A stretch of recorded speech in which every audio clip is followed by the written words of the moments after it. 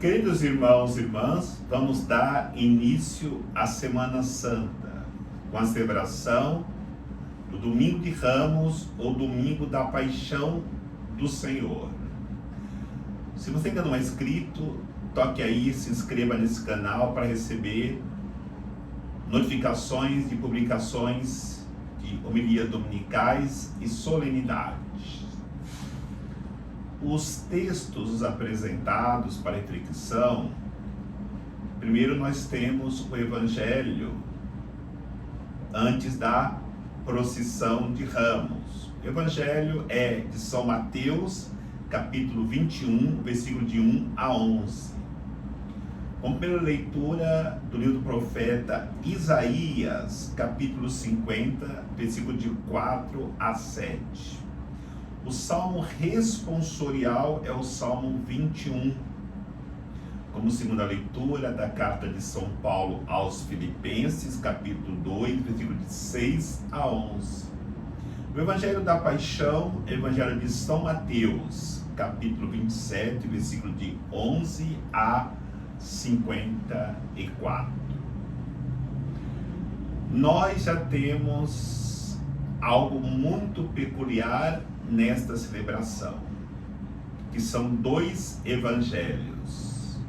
Um é proclamado antes de darmos início à procissão de Ramos, e o outro é proclamado no horário habitual que costumamos na Santa Missa.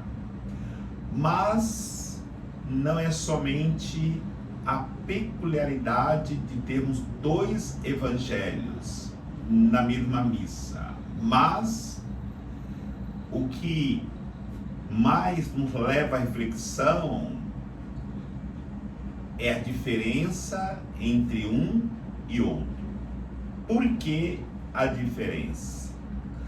Porque o primeiro é proclamando Hosana, onde Jesus entra em Jerusalém cheio de exaltação. O povo canta: Hosana, bendito o que vem em nome do Senhor. Já no Evangelho da Paixão, Jesus é entregue para que fosse julgado de maneira injusta e fosse condenado. E o mesmo povo que cantava Hosana no primeiro evangelho é o que grita: crucifica-o, crucifica-o. Várias realidades nos levam à reflexão neste domingo que nós entramos na Semana Santa. A primeira realidade que temos que refletir é aquilo que diz o profeta Isaías: o servo, aquele que recebeu uma língua adestrada, um ouvido aguçado para poder ouvir o grito dos pobres, ouvir o sofrimento do povo e anunciar a libertação.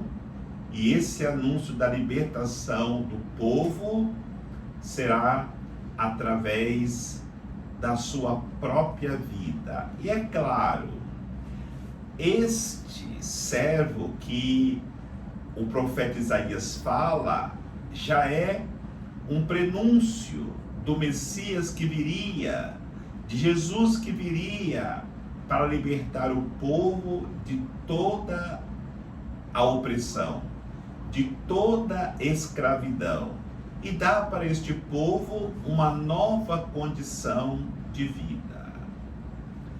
A figura do servo sofredor é a figura daquele que aceita vir ao encontro de uma humanidade perdida pela desobediência, pelo pecado, e resgatá-la para que de novo possa retornar ao Senhor, ao seu Deus, e receber ali todas as bênçãos e graças. Este servo se faz homem, e este homem, na figura que nos apresenta a carta de São Paulo aos Filipenses, ele em tudo obedece à vontade do Pai.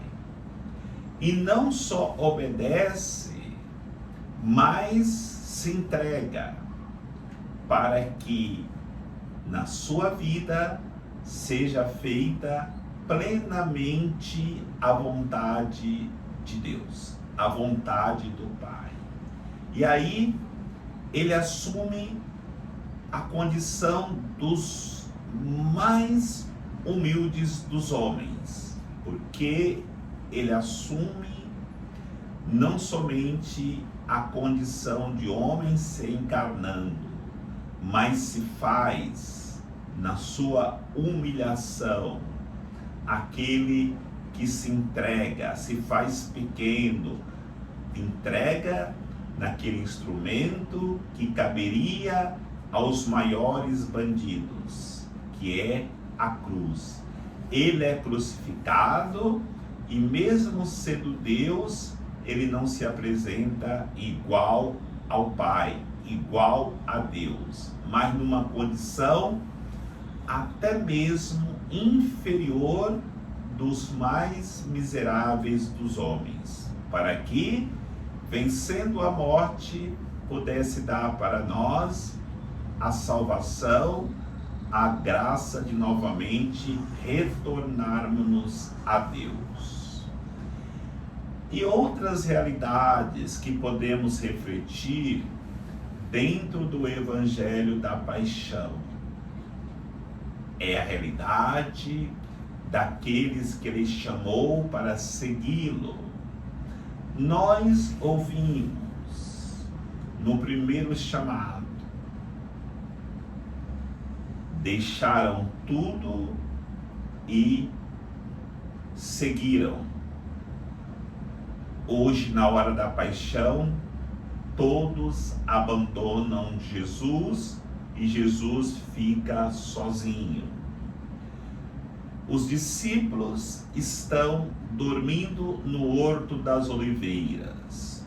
Enquanto os discípulos dormem, Judas está bem desperto para colocar seu projeto de entrega do Salvador nas mãos daqueles que eram seus perseguidores e queriam a sua morte. Aí nós temos estas contradições entre aqueles que Jesus chamou e aqueles que não respondem ou não correspondem à exigência de abraçar o projeto de Jesus, que é o projeto da cruz. Jesus nos mostra, nos revela que o seu projeto só poderia ter êxito se ele passasse, se ele se entregasse na cruz pela salvação da humanidade. Então, nessa Semana Santa que nós estamos entrando, temos que entender que não tem como vivermos o nosso cristianismo se nós não abraçarmos em nossas vidas o projeto de Jesus, que é o projeto da cruz. Para que Jesus pudesse conceder à humanidade a graça de retornar novamente a Deus, ele começa libertando os oprimidos. As opressões são muitas, as opressões da fome, as opressões das doenças, as opressões dos controles dos poderosos, e Jesus, como servo, denunciou toda esta realidade. E nós sabemos que os poderosos, ao se denunciar essas opressões, começam a perseguir Jesus de morte, porque Jesus estava denunciando as suas armadilhas, as suas realidades de injustiça para com os pobres, e até mesmo usando toda a estrutura do templo, toda a estrutura da lei, toda a estrutura da piedade do povo, para poderem fazerem as suas próprias vontades, e não só fazerem as vontades, mas enriquecer na custa da religião e da fé do povo. Mas o poder de Deus sempre prevalece. No entanto, para que esse poder de Deus possa prevalecer, foi necessário Jesus colocar a sua vida para resgatar todos aqueles que estavam sobre a opressão daqueles que até então mantinha o status de poder sobre a religião do povo judeu. E aí nós temos esse Jesus que se coloca em nossos lugares, apresentando para todos que quiserem serem libertos e, consequentemente, experimentar a salvação, que se arrependa de todas as faltas cometidas, para que possa ser resgatados por Jesus.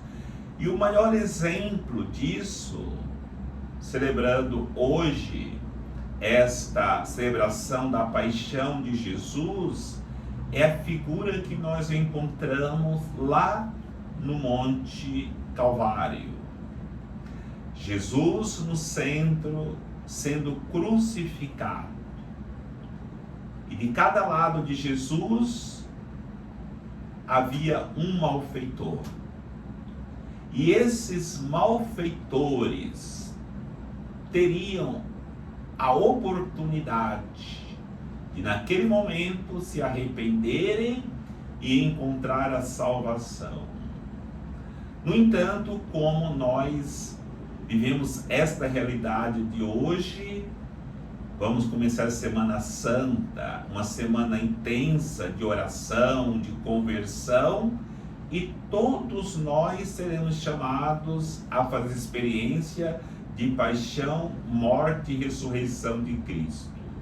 Mas nem todos correspondem a essa proposta de Deus, como aconteceu naquela cena lá no Monte Calvário. Um dos malfeitores reconhece a vida errada que levou a vida inteira, e, solidário a Jesus, ele vai dizer: Senhor, lembra-te de mim quando entrares no teu reino. Aquele malfeitor que errou durante toda a sua vida percebeu que ali estava um justo sendo crucificado pelo seu próprio pecado. Mas do outro lado tinha outro malfeitor que durante toda a vida tinha cometido delitos, por isso era um malfeitor. No entanto, o coração endurecido não deixou que ele se arrependesse dos seus pecados e começou a blasfemar contra Jesus. aquele que se arrependeu recebeu o perdão de todos os seus pecados. A resposta de Jesus é: hoje mesmo estarás comigo no paraíso. Enquanto o outro provavelmente perdeu para sempre, porque o coração continuou endurecido. A Semana Santa, vamos celebrar até na quarta-feira, a Quaresma. Entramos no Tríduo Pascal, na quarta-feira terminamos a Quaresma, e o Tríduo é um convite para que nós façamos a opção pelaquele malfeitor, que é a figura de cada um de nós, que se arrependeu e pediu para que Jesus desse para ele a graça da introdução no reino dos céus. E temos que olhar para o outro, que não se arrependeu, para que nós não façamos como ele. E o apelo de toda a Quaresma é pela conversão dos nossos corações. Se converter é viver a experiência daquele malfeitor que errou a vida inteira. Permanecer longe da conversão no pecado é seguir o exemplo daquele que não quis reconhecer Jesus, mesmo no momento que ele estava para ser condenado à morte de cruz. Morrer na cruz, convertido por amor a Jesus Cristo, é certeza da salvação.